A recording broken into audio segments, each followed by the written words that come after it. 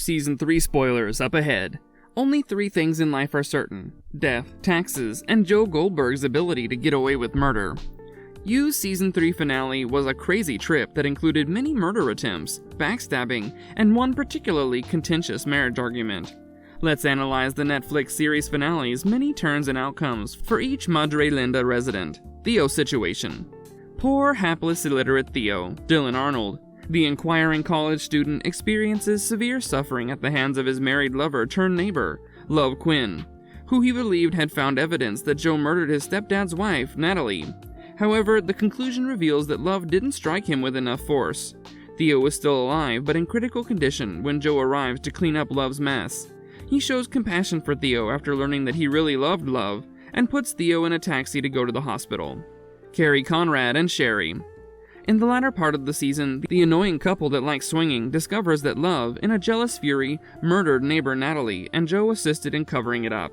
They're then confined in Love and Joe's glass cage. After inadvertently shooting each other on purpose at the climax, Sherry, Shalita Grant, and Carrie, Travis Van Winkle, are fading and desperate and start to lose hope of escape. After a few touching moments, during which the pair is able to rediscover one another and the original reasons for their love, Sherry becomes motivated to leave. She understands that Love and Joe were never really trustworthy of one another, or they would have each concealed a key inside a cage. She is correct, and after much looking about and breaking flour, she discovers the key, allowing them to escape. The joyful couple, who assume Love and Joe have passed on, are then seen in a flash forward, making money off their near-death experience. Sherry and Carrie, as always. It's unclear whether they now let their kids to consume sweets, but they are now advertising their novel approach to marital therapy called Caged, a radical couples therapy technique, on the TED Talk circuit. Marianne. In the epilogue, Joe's library infatuation Marianne, Tati Gabrielle, learns that her horrible ex Ryan, Scott Michael Foster, has been murdered by a thief. She and Joe make the decision to leave with their children in tow. When Joe becomes ill, Love contacts Marianne to come to their home after learning about their affair. Quickly realizing that Love is aware of her and Joe's relationship and that she's in danger, Love exposes Joe's cunning tactics and even the fact that Joe was responsible for Ryan's death. Love has a compassionate change of heart for a fellow mother just before attacking Marianne when Juliet knocks on the door. Love allows Marianne to survive and even issues a warning to her to disappear, due to the fact that Joe is not who he appears to be. Marianne follows the suggestion, even urging Love to leave Joe behind, and leaves Madre Linda while also changing her phone number.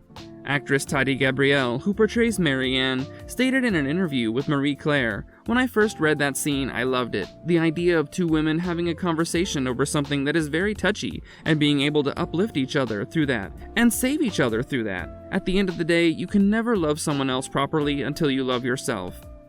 Infant Henry. In a devastating epiphany, Joe understands that, despite finally connecting meaningfully with Henry, it would be in his son's, and yes, his own best interests, for him to be abandoned. Along with a farewell message, he leaves Henry with his co-worker at the library, Dante. To have their own kid, Dante and his girlfriend had been trying to adopt. A flash ahead reveals Henry to be happy and prospering in his new home, where he has 2 adoring and non-homicidal fathers. A pleasant conclusion in you at last. Admire Quinn. Love deserves some praise for attempting to outwit Joe. Nevertheless, despite Love's best attempts to be cunning and deadly, her narrative finally ends in a jaw-dropping disaster. In the epilogue, Love is joyfully browsing female baby names after attempting and failing to murder her adolescent boyfriend, Theo. Another kid will undoubtedly resolve all of these problems. Julia wins.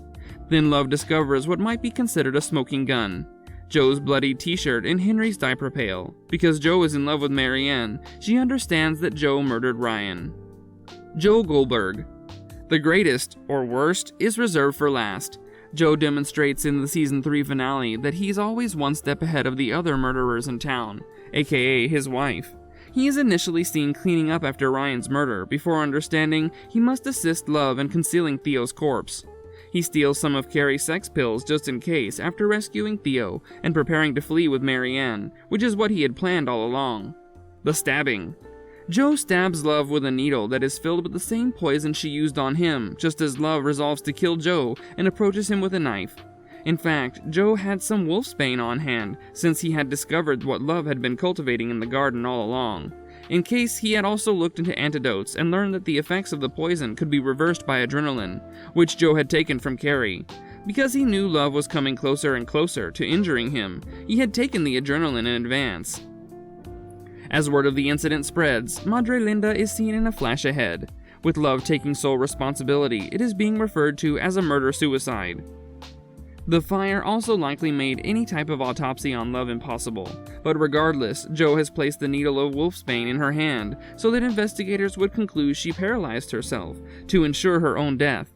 The fire burned up just enough evidence to fully reconstruct what happened, but Joe's toes in the pie were enough for police to assume he was brutally killed. Paris trip. We finally get up with Joe, who has gone to Paris and is looking for Marianne after being assumed dead by everyone he knew.